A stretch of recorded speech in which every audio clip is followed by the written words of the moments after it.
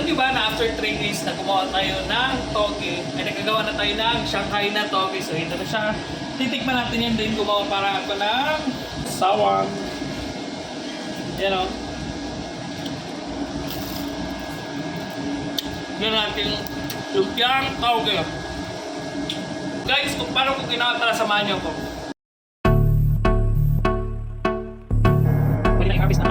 Just 3 days. Magsisimula ang lahat sa paghanda ng ating mga sangkap na kailangan hugasan at ibabad sa loob ng isang gabi. Maganda ng lagayan at ilagay ang nakababad na munggo. I-arrange ng dahan-dahan para maayos ang pagtubo nito. Takpan ang munggo pero ako tissue ang ginamit ko. Pero kung ano ang available sa inyo, gamitin nyo. Huwag kalimutan na diligan ito. Kasi ito ang tumutulong sa pagtubo ng munggo.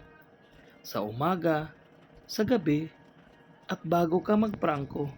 Sa sobrang excited ko, tiningnan ko kung gaano na kalaki ang pagtubo ng munggo.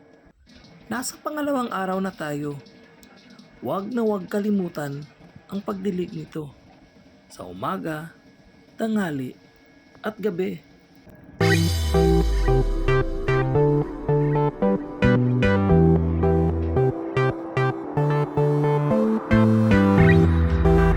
Ang dali lang pala gumawa ng tauge. Hindi ka nabibili sa palengke.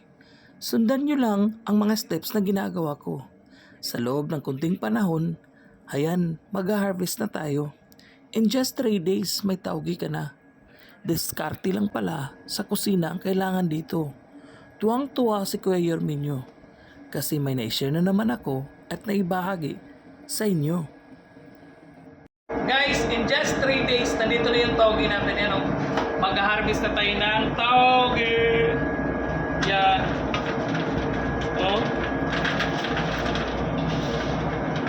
Harvest na tayo ngayon. Gagawa tayo ng lumpiang toge.